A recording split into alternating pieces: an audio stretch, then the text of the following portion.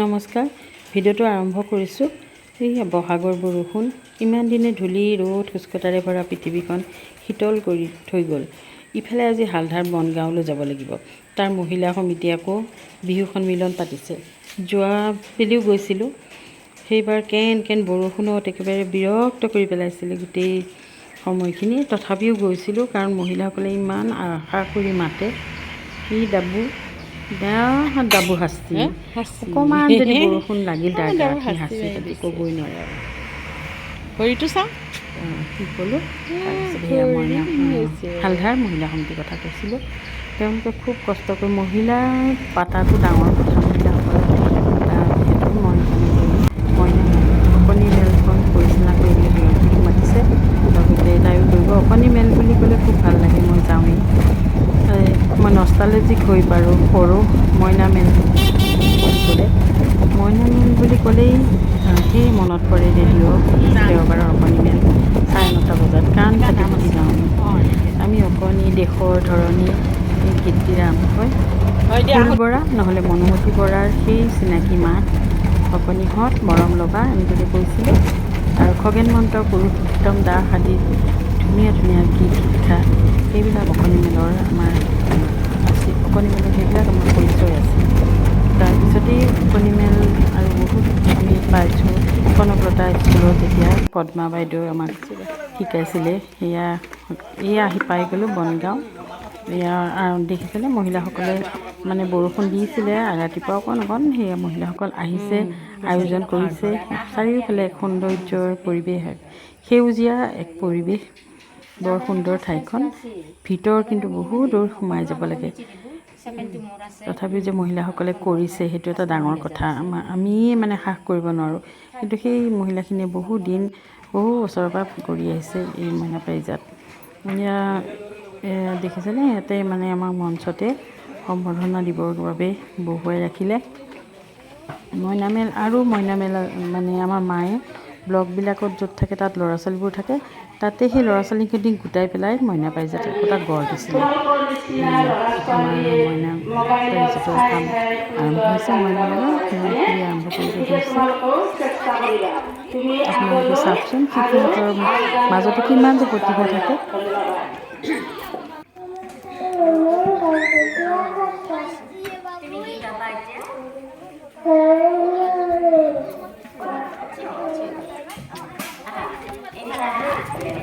কি গাব?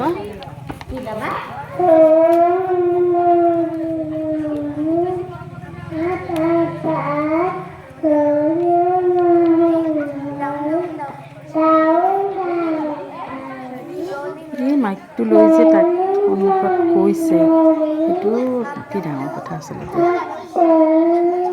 কিমান যে ৰাস্তা ঘাটৰ অসুবিধা সেই ঠাইবিলাকত। দিয়া নমস্কাৰ।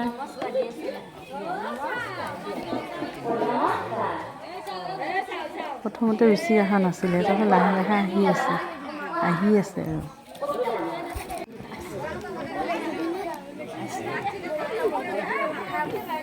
মাইকটো লোৱা।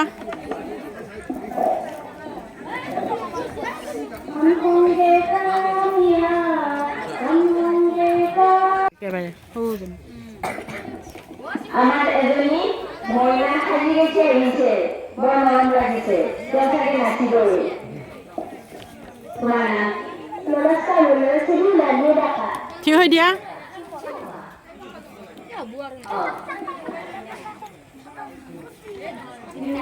ভাল পোৱা নেকি?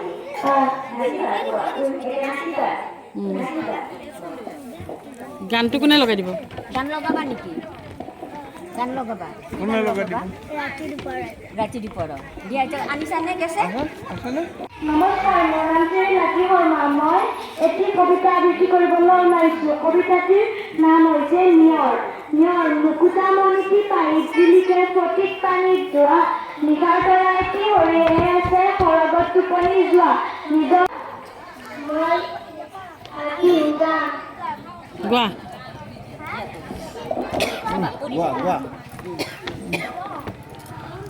দেখি সিটোৱে গাবলৈ কাৰণে একেবাৰে এটা ওপৰা লগাই দিছে সিহঁতে। এতিয়া প্ৰথমতে নাগায়,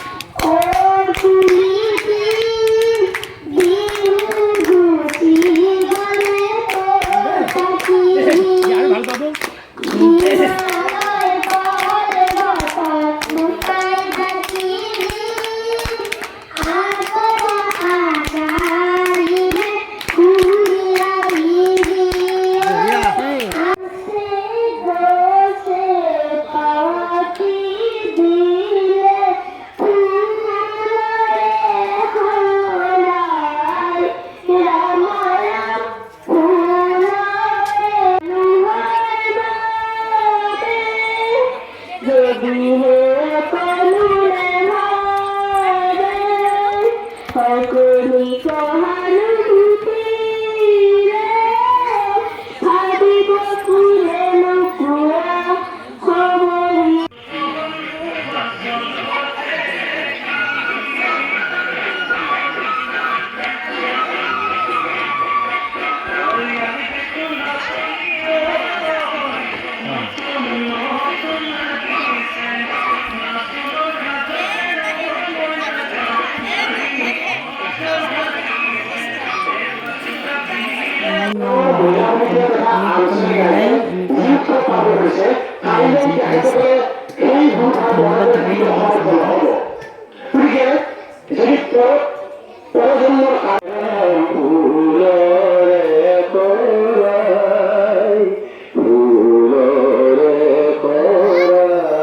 সুন্দৰ অসমীয়া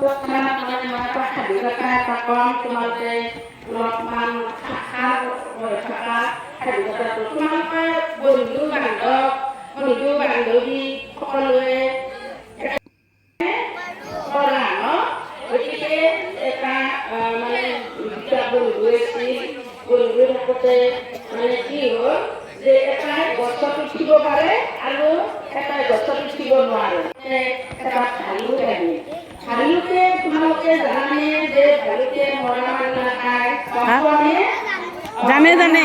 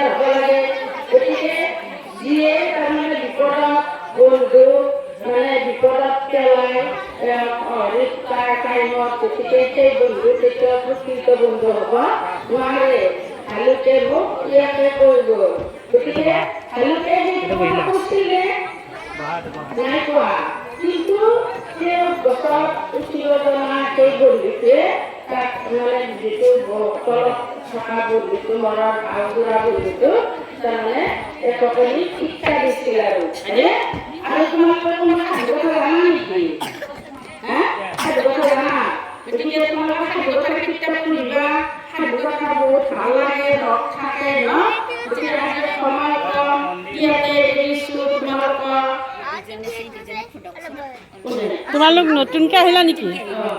নতুনকৈ আহিলা নেকি? কি কৰিবা? গান গাবা? উঠা। আমি এতিয়া শেষ কৰিব খুজিছিলোঁ, আহি গ'লা। আহা আহা আহা।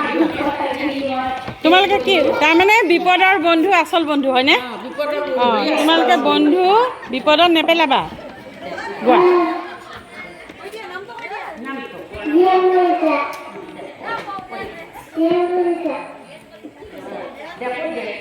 গান গোৱা।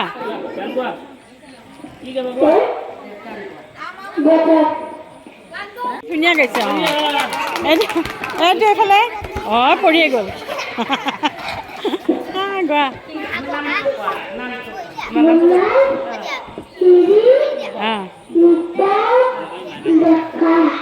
দিয়া বিলতে গোৱা